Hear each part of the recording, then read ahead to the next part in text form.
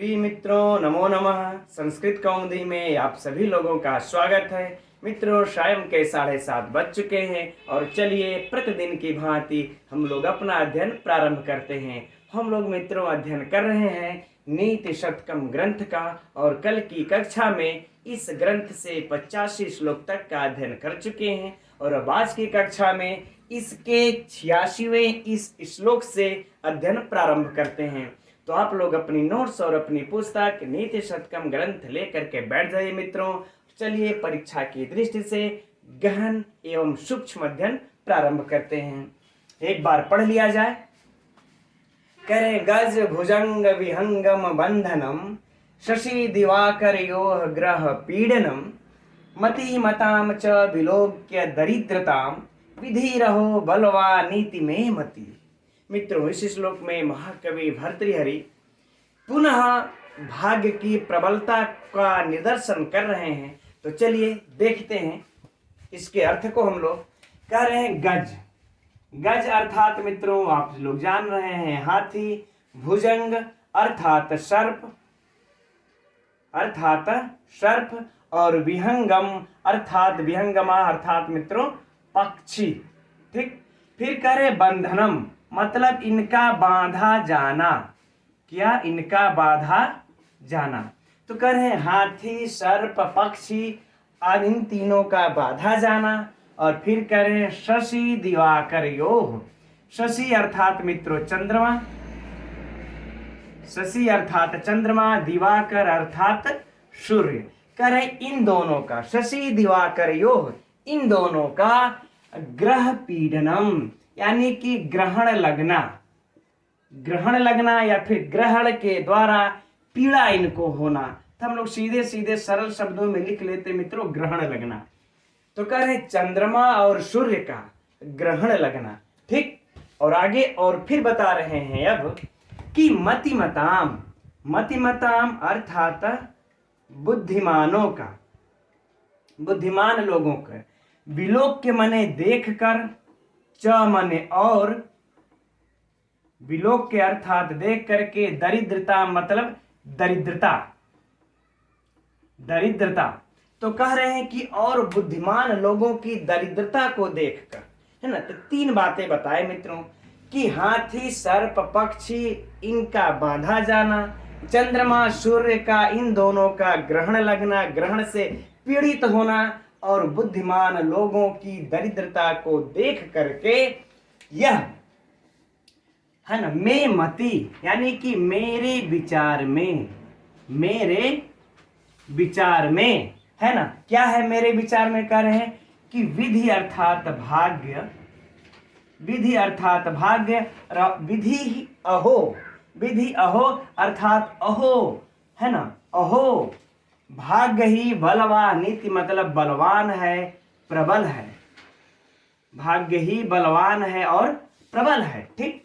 तो कह रहे कि इन सब का देख करके मित्रों मेरे विचार में यही हो रहा है कि भाग्य ही सबसे प्रबल है और भाग्य ही बलवान है।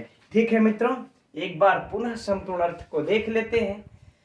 करे हाथी, सर्प, पक्षी का बाधा जाना, सूर्य और चंद्रमा और सूर्य इन दोनों का ग्रहण लगना, ग्रहण से पीड़ित होना, बुद्धिमान लोगों की दरिद्रता को देख करके हो मेरे विचार में यही है कि भाग्य ही सबसे बलवान है, अन्यथा सूर्य जैसा शक्तिशाली, चंद्रमा जैसा शक्तिशाली लोगों को ग्रहण थोड़े ही न लगता। हाथी जैसा बलशाली पशु जानवर और सर्प जैसा विषधर और पक्षी जैसा उड़ने वाले पक्षी थोड़े न बांधे जाते। ठीक। इसलिए मेरे विचार में बलवान ही सबसे प्रबल है, अरे भाग्य ही सबसे प्रबल है। अब मित्रों हम लोग इस पे परीक्षा की दृष्टि से इसको देखते हैं।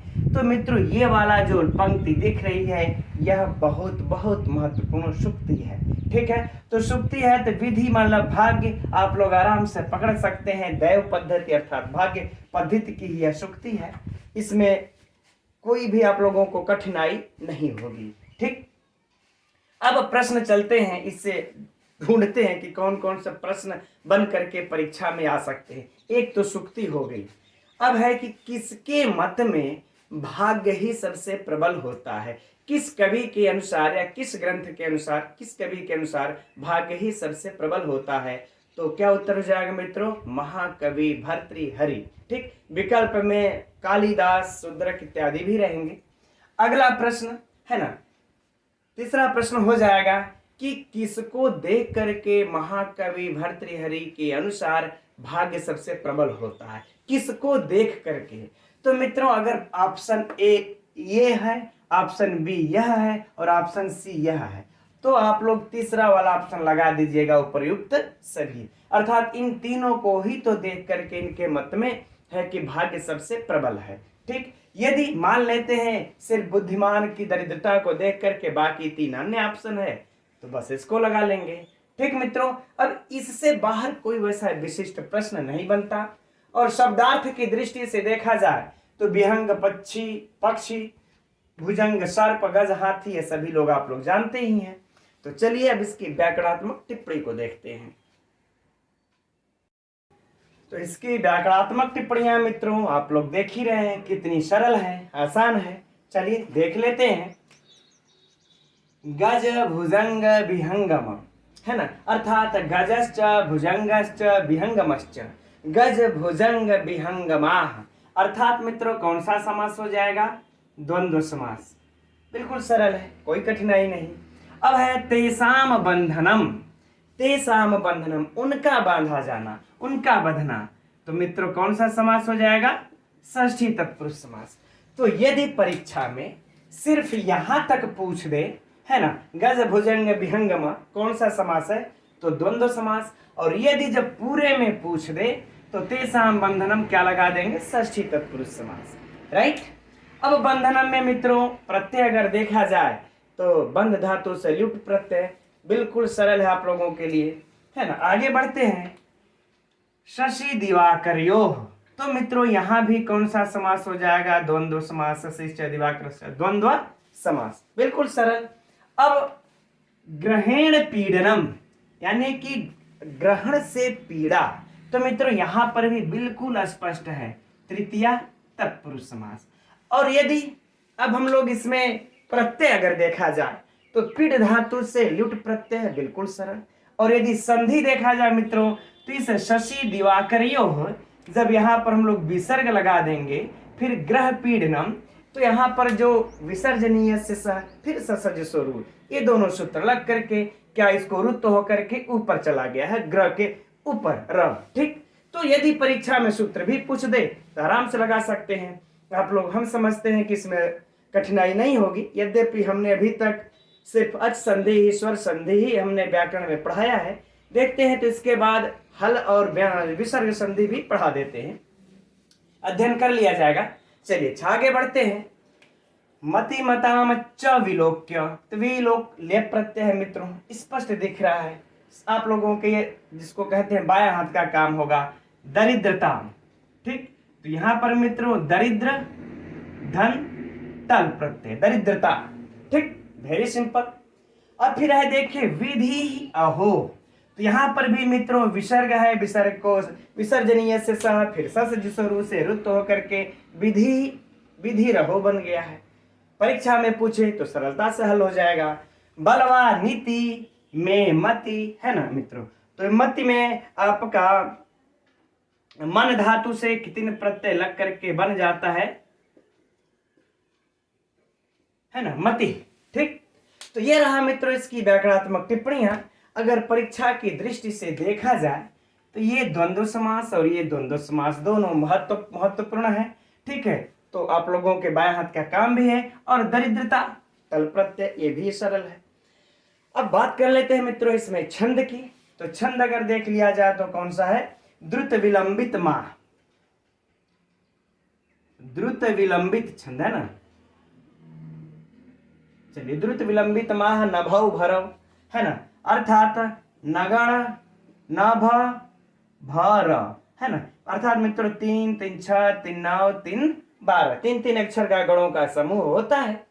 तो काउंट कर लेंगे 1 2 3 4 5 6 7 8 9 10 11 12। आप लोग अब नगण है, तीनों लघु लघु होंगे, देख लीजिए लघु लघु।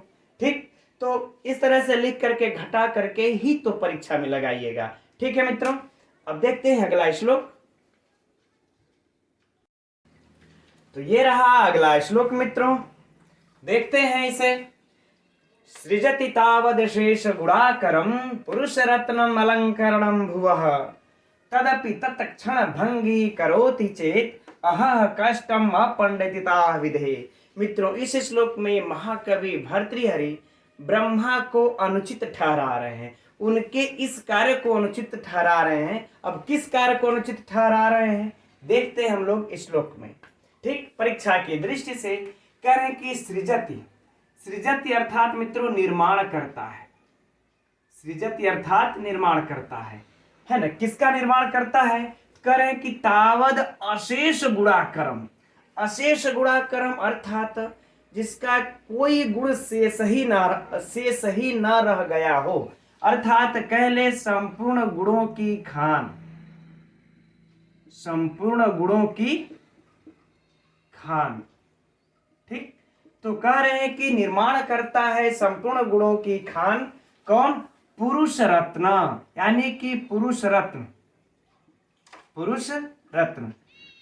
तो संपूर्ण गुणों की खान पुरुष रत्न। तो मित्रों याद रखिएगा, ये संपूर्ण गुणों की खान यानी अशेष गुणाकरम, यह क्या हो गया? यह विशेषण है ना। यह क्या हो गया? विशेषण। और यह क्या हो गया मित्रों? विशेष्य। ठीक, यह याद रखिएगा, नोट कर लीजिएगा इसको अपने यहाँ पुस्तक में या नोट्स में। करें संपूर्ण गुणों की खान पुरुष रत्न अलंकरणम भुवः। भुवः मतलब पृथ्वी का, भुवः अर्थात पृथ्वी का, अलंकरणम मतलब भूषण, पृथ्वी का आभूषण। ठीक, तो पृथ्वी का भी आभूषण कौन है? पुरुष रत्न। अब देखिए इसको इस प्रकार से हिंदी पढ़ेंगे तब बैठेगा कि पृथ्वी का आभूषण और संपूर्ण गुणों की खान पुरुष रत्न का है ना निर्माण करता है। आगे बातें समझ में फिर से देख लीजिए। अलंकरणम भुवः, पृथ्वी का आभूषण और अशेष गुणाकरणम यानी संपूर्ण गुणों की खान इस पुरुष रत्न का सृजत मने निर्माण करता है। कौन? ब्रह्मा। ठीक, चलिए अब आगे देखते हैं। तदपि तत्क्षण, तत्क्षण यानी कि उसी क्षण, फिर उसी क्षण क्या करता है? भंगी करोति, उसे भंग कर देता है, नाशवान बना देता है, या फिर नाश कर देता है, सीधे सीधे कह लेते हैं सरल शब्दों में। और फिर उसे क्या करता है? नाश कर देता है। किसको? इस पुरुष रत्न को, जो कि सोचे कितना बड़ा, पृथ्वी का सबसे बड़ा भूषण कौन है? तो पुरुष रत्न है। तो उसी का फिर बना करके, निर्माण करके उसी क्षण ब्रह्मा उसका नाश कर देता है। तब इसी बात पर जो ब्रह्मा जी तुरंत इतना संपूर्ण गुणों की खान आभूषण, पृथ्वी का आभूषण मनुष्य को बना करके उसी क्षण नाश कर दे रहे हैं, इसी बात का जो है कि कष्ट है उनको, महाकवि भर्तृहरि को। तो कह रहे हैं कि चेद अहह, अहह मित्रों यह खेद सूचक अव्यय है, कष्ट सूचक अव्यय है। तो अहह यानी कि ओह है ना, अह कष्टम अपंडितता, अपंडितता। कष्टम मतलब मित्रों घोर कष्ट है, अपंडितता अर्थात मूर्खता है ना, अपंडितता अर्थात मूर्खता।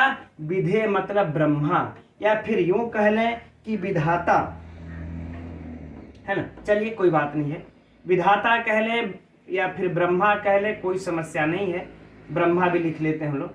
ठीक, तो कह रहे हैं कि ब्रह्मा की इस मूर्खता पर मुझे घोर कष्ट है। ठीक है मित्रों, तो चलिए एक बार संपूर्ण अर्थ को पुनः से देख लेते हैं कि पृथ्वी का आभूषण और संपूर्ण गुणों की खान इस पुरुष रत्न का ब्रह्मा निर्माण करता है, और निर्माण करके उसी क्षण इसको नाशवान बना देता है। तो ब्रह्मा की इस करतूत पर, इस करने पर मानी कि बहुत मूर्खता है ब्रह्मा की। ठीक, तो मित्रों देखा, अब इसको थोड़ा सा इस प्रकार से समझते हैं कि देखिए मानव जो होता है वह कोई भी जब अपनी बहुमूल्य किसी भी वस्तु का निर्माण करता है तो वह उसे नष्ट नहीं करता, वह उसे तोड़ना नहीं चाहता है, नष्ट नहीं करना चाहता है, चाहे वह आप हो, चाहे हम हो, चाहे पूरे मानव प्रजाति की बात कर रहे हैं, है ना। लेकिन अब ब्रह्मा है अब ब्रह्मा जी जो है, विधाता जो है, यह सोचिए कि इतने बहुमूल्य वस्तु चीज का निर्माण कर रहा है कि पुरुष रत्न का, जो कि पृथ्वी का सबसे बड़ा आभूषण है, लेकिन उसको निर्माण करके उसका उसी क्षण उसको नाशवान बना दे रहा है, नष्ट कर दे रहा है। तो इसी बात का महाकवि भर्तृहरि को ओह कष्ट है, और ब्रह्मा को इस करनी को उन्होंने मूर्खता बताया, अनुचित ठहराया। ठीक मित्रों, चलिए अब बात कर लेते हैं मित्रों हम लोग इस पे परीक्षा उपयोगी प्रश्नों की, है ना। तब प्रश्नों का हो जाएगा मित्रों इसमें यह कि सबसे पहले तो यह प्रश्न मान लेते हैं, पंक्ति ही दे करके पूछ देगा कि अशेष गुणाकरणम किसका विशेषण है, पुरुष का, रत्न का, पृथ्वी का, है ना।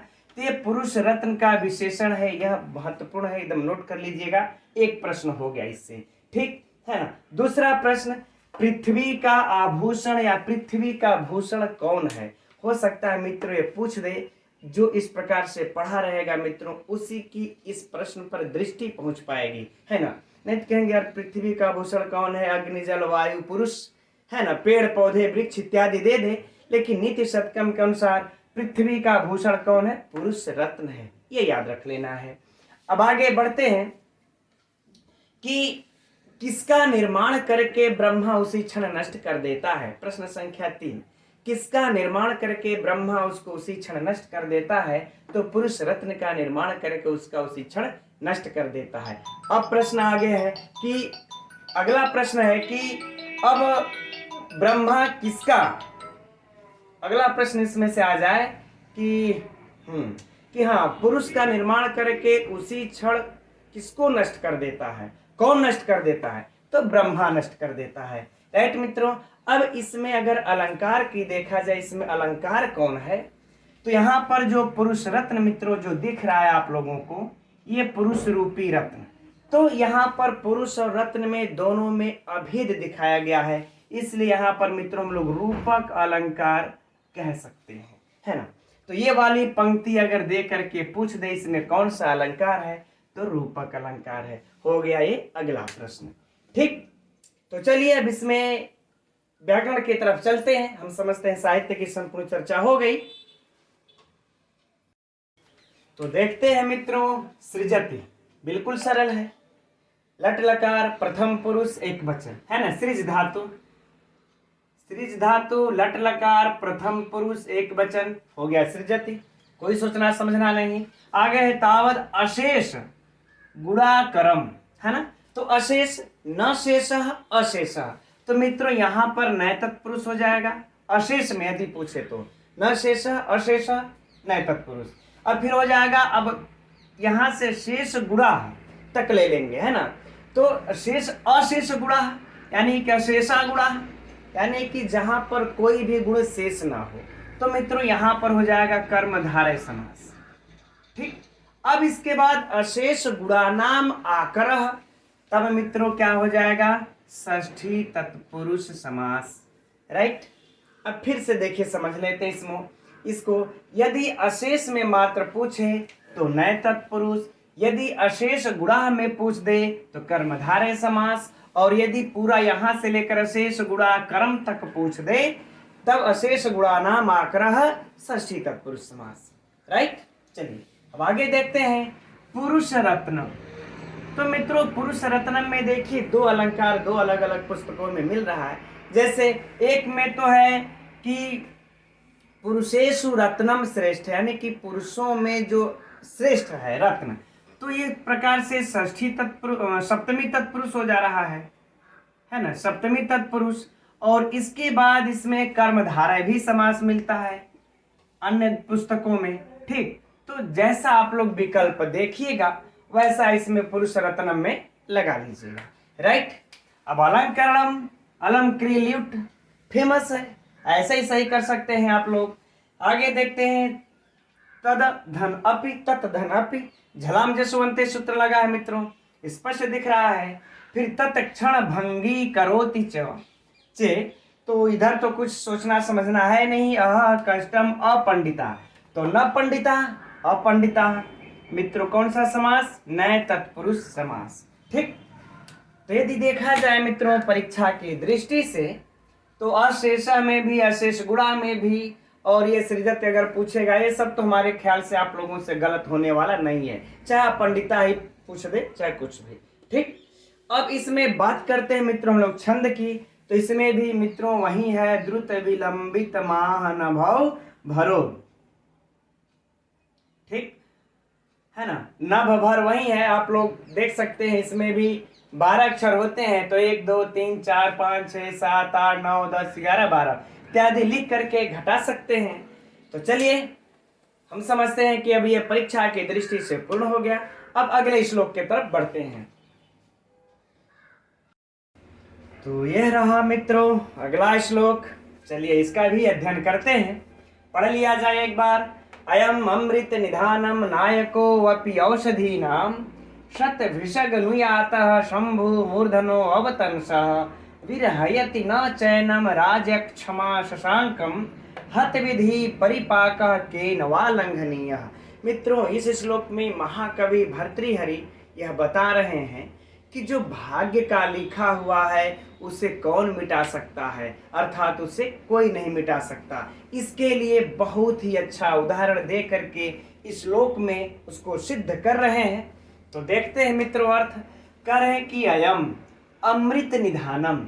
अयम मतलब मित्रों यह जो सर्वनाम आया है मित्रों इस शशांकम अर्थात चंद्रमा का।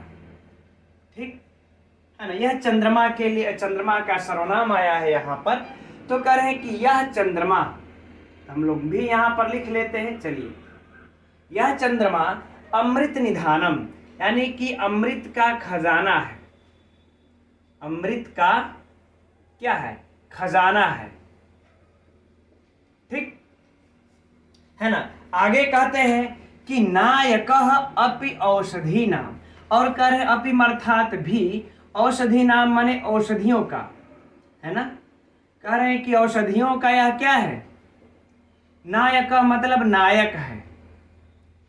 यह जो है कि औषधियों का अर्थात संजीवनी इत्यादि औषधियों का यह क्या है? नायक है। ठीक, आगे कहते हैं शतभिषग अनुयातः। मित्रों हो जाएगा शत अर्थात सैकड़ों, भिषज अर्थात वैद्य।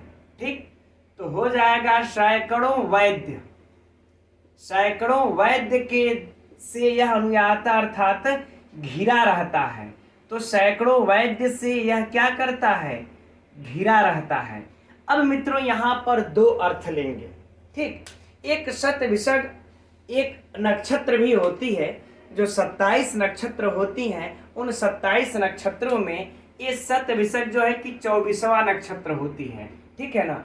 तो यह अगर नक्षत्र अर्थ में लेंगे तो भी यह शतभिषज नक्षत्रों से यह घिरा रहता है। और इस नक्षत्र में मित्रों कहा जाता है 100 तारों का योग मानते हैं। चलिए वो अलग की बात है। तो हम लोग यहाँ पर दोनों अर्थ लगा सकते हैं।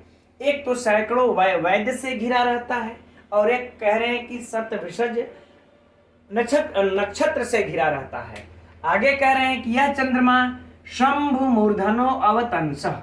शंभु अर्थात शंकर के मूर्धनो अर्थात सिर पर, अवतंसा अर्थात मित्रों स्थित है। हम लगा लेंगे भूषण है, अर्थ लगा लेंगे थोड़ा सा अच्छा रहेगा। करें और यह चंद्रमा शंकर के सिर का भूषण है। ठीक, आगे कहते हैं विरहयति न। विरहयति मित्रों छोड़ता है। विरहयति अर्थात छोड़ता है, न मने नहीं। कह रहे नहीं छोड़ता है। च मने और एनम मने इसको, है ना, नहीं छोड़ता इसको। राजय क्षमा अर्थात मित्रों यह एक प्रकार से कह देते हैं कि क्षय रोग भी है। क्षय रोग अर्थात घटने वाला रोग। देखते हैं चंद्रमा क्षय होता रहता है ना, फिर बढ़ता है, फिर क्षय हो जाता है। तो इसको वही कह रहे राजय क्षमा अर्थात राजय क्षमा कर ले, चाहे क्षय रोग कह ले, क्षय रोग। ठीक है।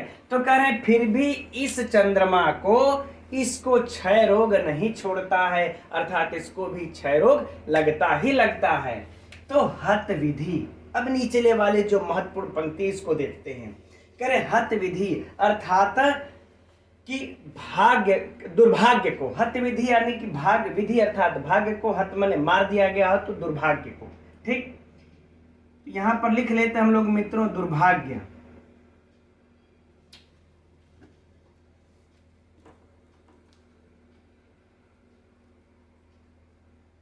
कह रहे हैं कि दुर्भाग्य को, दुर्भाग्य के परिपाक अर्थात परिणाम को, दुर्भाग्य के परिणाम को केन अर्थात कौन, है ना, वालंघनीय माने उल्लंघन कर सकता है या फिर मित्रों मिटा सकता है, मिटा सकता है। तो कह रहे हैं जो आपका दुर्भाग्य है उसके परिणाम को अर्थात उसके फल को कौन मिटा सकता है, कौन उल्लंघन कर सकता है? कोई नहीं। जो होना है आपके साथ वह होगा ही होगा। ठीक, तो यह बातें संपूर्ण अर्थ को पुनः एक बार देख लेते हैं। कह रहे हैं कि यह चंद्रमा अमृत का खजाना है और औषधियों का नायक है, सैकड़ों वैद्य से घिरा रहता है, शंकर के सिर का आभूषण है, फिर भी इस चंद्रमा को क्षय रोग नहीं छोड़ता है। इसलिए महाकवि भर्तृहरि कह रहे हैं कि जो दुर्भाग्य है उसके परिणाम को कौन मिटा सकता है, अर्थात कोई नहीं मिटा सकता। ठीक मित्रों, अब इसमें परीक्षा उपयोगी कुछ प्रश्नों को देख लेते हैं। तो निचली पंक्ति मित्रों सूक्ति है और इस विधि होने के कारण इसमें विधि है तो हम दैव पद्धति का आराम से याद कर सकते हैं, परीक्षा में कोई कंफ्यूजन नहीं होगा। ठीक, अब इसके बाद मित्रों इसमें से जो प्रश्न निकलेगा हम समझते हैं कि ये कोई कठिन प्रश्न नहीं है, वो बचपन से हम लोग पढ़ते आ रहे हैं कि अमृत का खजाना कौन है तो चंद्रमा है, औषधियों का नायक कौन है तो चंद्रमा है, कौन सैकड़ों वैद्य से घिरा रहता है चंद्रमा, कौन शंकर के सिर का आभूषण कौन है चंद्रमा। तो ये अगर चारों पक्ष प्रश्न पूछेंगे तो गलत नहीं होने वाला। और इस पंक्ति से अगर देखा जाए तो क्या है कि क्षय रोग किसको नहीं छोड़ता, चंद्रमा को, या फिर ये राजे क्षमा रोग किसको होता है तो चंद्रमा को होता है। ठीक, और ये तो ही है कि दुर्भाग्य के परिणाम को कौन मिटा सकता है, तो ये तो आप लोग देख ही रहे हैं मित्रों। तो इसमें साहित्य से कोई भी ऐसा महत्वपूर्ण प्रश्न नहीं है जो कंफ्यूजन कर सके। हाँ, ये प्रश्न यदि किसी मान लेते हैं ज्योतिष के हाथ में पेपर बनाने के लिए चला गया तो उठा करके रख देंगे, सत्य विषय यह कौन सी नक्षत्र है ना, किस नंबर पर, तो 24 नंबर पर, इसको बस याद कर लेना है। ठीक, अब मित्रों हम लोग इसके व्याकरणात्मक टिप्पणी को देखते हैं। तो देखते हैं मित्रों, अमृत निधानम अर्थात अमृतस्य निधानम, अमृत का खजाना। तो मित्रों कौन सा समास हो जाएगा? वेरी सिंपल, षष्ठी तत्पुरुष समास, एकदम सरल है। फिर निधानम, तो इसका तो मित्रों आप लोग जानते ही हैं, नी धन धा धन ल्यूट प्रत्यय लग करके बन जाता है मित्रों निधानम। ठीक, तो अमृत निधानम में यदि पूछ दे तो षष्ठी तत्पुरुष, और अगर निधानम में पूछा प्रत्यय तो आप लोग निध में भी सही मार देंगे, है ना। अब है नायकः अपि औषधि नाम, तो इसको मित्रों देख लेते हैं। ओस धन धा धन की बराबर क्या हो जाता है मित्रों? औषधि, है ना, औषधि। ठीक, अब इसके बाद औषधि नाम है यहां पर, तो तासाम यानी कि षष्ठी विभक्ति बहुवचन, तो हम लोग लगा देंगे औषधि नाम हो जाएगा तासाम। अब हो जाएगा हिंदी में क्या? औषधियों का।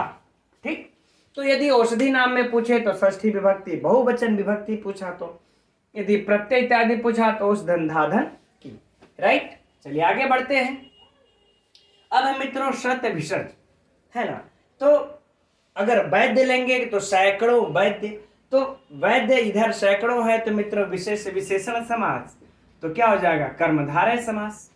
राइट, चलिए अब आगे बढ़ते हैं। शंभु मूर्धनो अर्थात शंकर के सिर, शंकर का सिर, तो मित्रों हिंदी से ही हम लोगों को समझ में आ जा रहा है काकी के षष्ठी विभक्ति, तो क्या लिख देंगे? षष्ठी तत्पुरुष।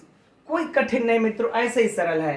फिर है अवतंस, तो अव उपसर्ग धन तंस धन घन, फिर सुआदि की उत्पत्ति कर लेंगे मित्रों, और पुल्लिंग के प्रथमा विभक्ति एक वचन में बना लेंगे अवतंसा। तो विभक्ति इत्यादि पूछ दे तो लिख दीजिए प्रथमा विभक्ति बहुवचन। ठीक, और इसके बाद अवतंस घय, प्रत्यय क्या हो जाएगा इसमें? घय। चलिए ठीक, आगे बढ़ते हैं। अब है कि विरहयति, विरहयति न च एनम राज्य राजे क्षमा। मित्रों राज्य क्षमा में थोड़ी सी समस्या है। इसमें हम लोगों को दो समास मिलता है, एक तो मिलता है षष्ठी तत्पुरुष समास और एक मिलता है कर्मधारय समास, ठीक है ना। तो ये तो हम कहेंगे कि हम डिसाइड नहीं कर सकते भाई, या चूंकि दोनों समास है तो जैसा आप लोग परीक्षा में विकल्प देखिएगा वैसा इसमें कार्य कर सकते हैं आप लोग। शशांकम चंद्रमा जान ही रहे हैं, हत विधि यानी भाग्य का मारा, भाग्य का मारा, ठीक है ना मित्रों। तो हतः विधि यहां पर भी कौन सा समास हो जाएगा? कर्मधारय समास। और परिपाकः केन वा लंघनीय, लंघ धातु से कौन सा प्रत्यय है मित्रों इसमें? अनियत प्रत्यय, ठीक। तो हम समझते हैं लंघनीय है ना, तो यह भी गलत नहीं होना चाहिए, अनियत प्रत्यय है, एकदम सरल सा है, नींद में भी हल कर सकते हैं, ठीक मित्रों। 13 व्याकरणात्मक टिप्पणी परीक्षा की दृष्टि से यह भी महत्वपूर्ण, और इसमें हाँ औषधि वाला महत्वपूर्ण है, और बाकी ये सब सिंपल है, देख लेते हैं, पूछे चाहे ना पूछे। अब इसमें बात करते हैं हम लोग मित्रों कि छंद का कौन सा छंद है? तो मालिनी है ना, मालिनी छंद, न मयुतेयम मालिनी भोग भोगी लोकै, ठीक मित्रों। तो छंद है तो लिख करके आप लोग घटा सकते हैं, ठीक। चलिए आगे बढ़ते हैं हम लोग अगले श्लोक के तरफ। तो अगला श्लोक है मित्रों अब 89। चलिए इसको भी देख लेते हैं, अध्ययन कर लेते हैं, पढ़ लिया जाए एक बार।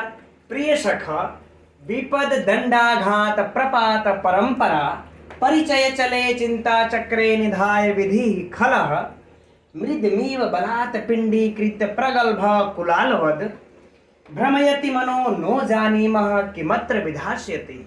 मित्रों इस श्लोक में महाकवि भर्तृहरि यह बता रहे हैं कि ब्रह्मा क्या करने वाला है यह कोई नहीं जानता। उस ब्रह्मा के कार्य को लोग तभी जान पाएंगे जब उसका परिणाम आता है ना। चलिए बड़े ही अच्छे तरीके से इस श्लोक में उन्होंने रचना किया है, अध्ययन करते हैं। कह रहे प्रिय सखा अर्थात हे मित्र, प्रिय सखा अर्थात हे मित्र। मित्रों इसमें इस श्लोक के अर्थ को समझने के लिए इसमें थोड़ा सा इधर उधर करना पड़ेगा, अर्थात अन्वय बनाना पड़ेगा, तभी हम लोग सरलता पूर्वक समझ पाएंगे। तो पहले हम लोग काम करते हैं कि सभी शब्दों के अर्थ को जान लेते हैं, इसके बाद इसके अन्वय बना करके इसके अर्थ को देखा जाएगा, है ना। तो प्रिय सखा हे मित्र, विपद अर्थात विपत्ति, विपत्ति रूपी दंड मतलब डंडा, विपत्ति रूपी डंडे, डंडे के आघात मतलब मित्रों प्रहार कर ले या फिर मार कह ले, डंडे की मार से, है ना, विपत्ति रूपी डंडे के मार से। फिर कह रहे प्रपात परंपरा, प्रपात परंपरा परिचय चले, यानी मित्रों प्रपात अर्थात गिरने की, परंपरा माने गिरने की परंपरा से, पूरा लिख लेते हैं तभी समझ में आएगा। गिरने की परंपरा से क्या? परंपरा की परिचय से, परंपरा के परिचय से, परिचय से चलायमान, चलायमान, ठीक हो गया ना। अब चिंता चक्रे, चिंता चक्र अर्थात चिंता रूपी चाक। मित्रों यह श्लोक थोड़ा सा आप लोगों को घुमाएगा, लेकिन कोई बात नहीं, हम लोग इसको बहुत ही सरलता पूर्वक समझेंगे और परीक्षा की दृष्टि से महत्वपूर्ण भी है। करें चिंता रूपी चाक, चाक तो मित्रों आप लोग जानते ही होंगे, जिस पर कुम्हार मिट्टी का लोंदा रख करके बर्तन आदि बनाता है, जो गोल आकार का होता है वह चाक। तो कह रहे चिंता रूपी चाक पर निधाय माने रख कर, चिंता रूपी चाक पर रख कर, विधि अर्थात ब्रह्मा, विधि अर्थात ब्रह्मा, खला अर्थात दुष्ट, है ना मित्रों। यहां पर महाकवि भर्तृहरि विधि अर्थात ब्रह्मा को दुष्ट बता रहे हैं। तो मित्रों ये जो खला है वह क्या हो जाएगा? विशेषण। किसका विशेषण है? विधि अर्थात ब्रह्मा का। तो परीक्षा के लिए महत्वपूर्ण है, नोट कर लीजिएगा, हो सकता है कि पूछ दे। तो ब्रह्मा अर्थात दुष्ट ब्रह्मा। कैसा ब्रह्मा? दुष्ट ब्रह्मा। तो दुष्ट ब्रह्मा मृदमीव, है ना मित्रों। मृदमृत कह रहे हैं कि मिट्टी के लोंदे के समान, है ना, अर्थात जो मिट्टी के लोंदे, लोंदे ही लिख लेते हैं, लोंदे के समान,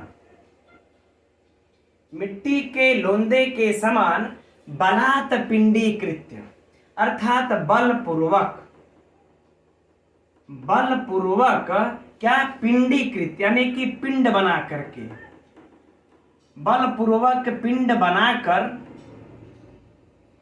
क्या कर रहे हैं कि प्रगल्भ कुलालवध, प्रगल्भ अर्थात मित्रों प्रौढ़, और कुलाल मतलब होगा मित्रों कुम्हार, है ना, यानी कि प्रौढ़ कुम्हार। तो मित्रों यह भी देखिए प्रौढ़ क्या है, कुम्हार कैसा है, प्रौढ़ है यानी परिपक्व है, वह दक्ष है अपने कार्य में, है ना, अपने कार्य में वह दक्ष है।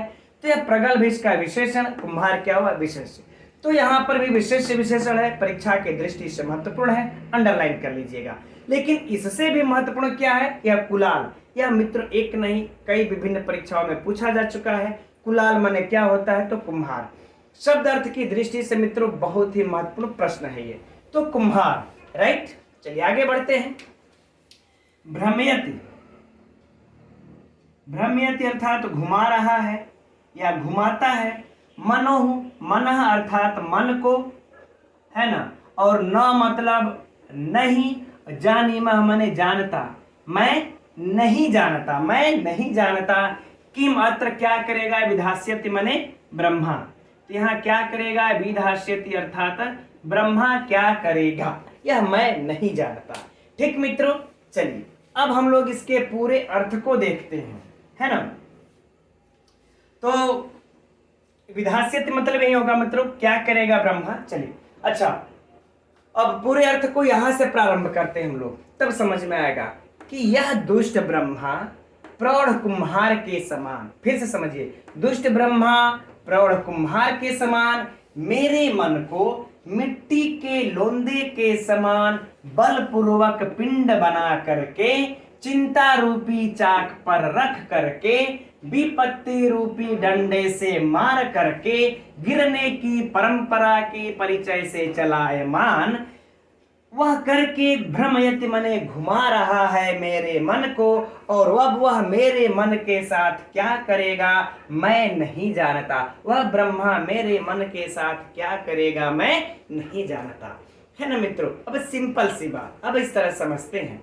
देखिए जो कुम्हार है वह अपनी चाक पर जो मिट्टी का पिंड रख करके बना के घुमा दिया, वह नाच रहा है।